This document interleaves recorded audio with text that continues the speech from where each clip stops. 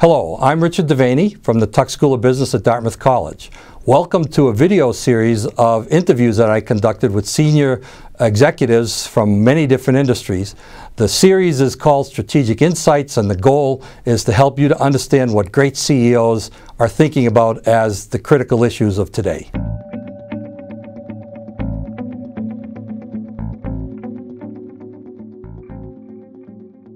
My first question to you concerning strategy at Momentive is around the indebtedness of the corporation. In tough times like this, indebtedness creates a lot of financial risk for the firm. How has this impeded your future growth or forced you to change your strategies? You know, there's no doubt that being more leveraged, there are times where it does impede your growth. But if you look at it as a company, in the last 9 years, we've grown from $1 billion to $8 billion. So if you look over a prolonged period of time, 8-9 years, in fact, I think, we've been able to grow very successfully. And so does it, in fact, force you to be really focused on the fundamentals of running the business, understanding cash management, understanding costs? The answer is yes. But we're also married up as a byproduct of that to one of the world's premier private equity firms. And so you have access to some of the best financial thought processes and minds in the world. And so you find very unique ways to leverage the markets, very unique ways to be able to access funds to fund growth. And so, we've done a 4-way merger that we successfully funded. We've done another 2-way merger. And so, again, it's not that it limits you. It may be that you have to pick your time periods when the markets are open financially. And then I think you can definitely successfully grow, and I think we've demonstrated that. Momentive's performance is highly dependent on access to raw materials, such as quartz sand and silicon metal, and I'm sure that there are others as well.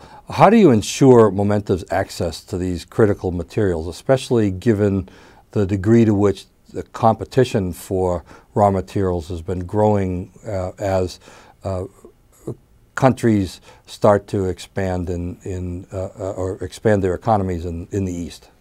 Yeah, there's a number of ways. I think when you think about strategy, there's a number of ways you approach that. One is you make sure you have a world-class sourcing organization, a purchasing organization. It's not just us that these raw materials increase in price. So the question is, can you actually source them at a competitive advantage to your competition? If you can do that, as well as understand the ability to price for the value of your products in the market, then you can actually maintain or even grow your margins. And I think over time, we've demonstrated that. The second thing is there are times where you're at a strategic disadvantage. And there may be product lines where you decide to exit them because there's fundamentally competitors who have an advantage that you can't overcome, that are vertically integrated when you're not. And so from a portfolio standpoint, there may be times where you choose to exit product lines.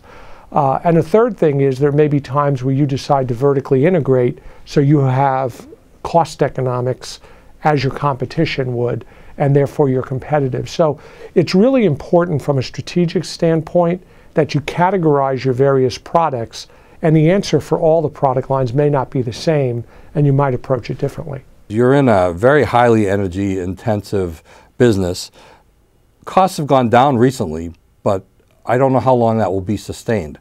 How do you operate a business in an environment where one of your major cost factors varies at the rate that it does in today's world? One thing you do is at times you actually hedge. For instance, we'll hedge on things like natural gas to try and minimize the spikes that may occur. Second thing you do is you really focus on energy efficiency and reducing the amount of energy you're using per unit you produce. And so although cost per unit may go up, your total cost may actually go down. The third thing is you really need to understand what's going on with your costs and be able to price that increase into your price going out to your customer base. And so, that volatility in the market is here to stay. And you really have to understand it, you have to manage it, and you have to understand all the different tools you have to manage it. And those three things I mentioned are some of those tools.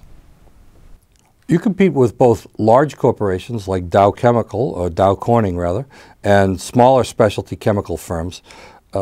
How does your strategy shift or work against both the large and the small players that you confront? Yeah, we're in many, many different segments in many different parts of the world. And for us, what we really focus on is we have backroom processes and operations, things like finance, sourcing, a whole host of them, human resources, et cetera, where we run standardized processes across the business. But then when it comes to really competing in the marketplace, we really push our decision making down into profit and loss business units, and we really focus on allowing them to react to their specific customer dynamics.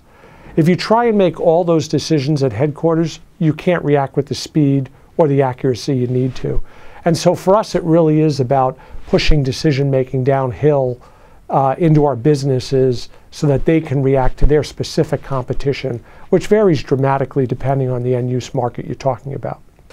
Do you have the economies of scale to compete with the big guys and the flexibility to compete with the small guys at the same time? What is your strategy for dealing with that you're kind of in the middle? You're in the middle in totality, but by specific segment, you're not in the middle. In 80% of our revenue base, we're number one or number two in the world or the specific market we're competing in.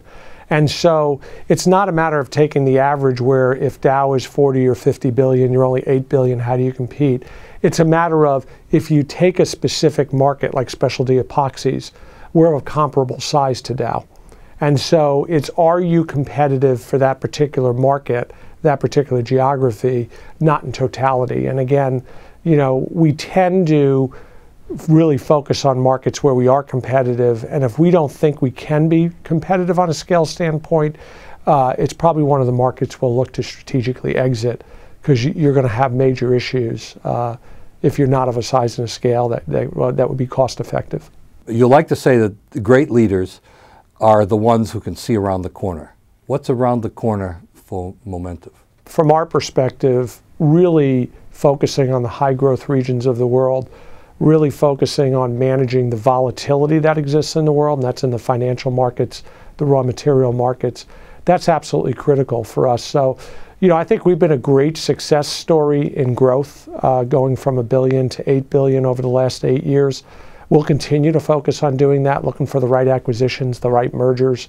But you have to be selective in how you do that and make sure it is in markets and areas that you can win in. And again, I think your course is really at the heart of what I think a lot of businesses are wrestling with today, which is strategy. How do you succeed?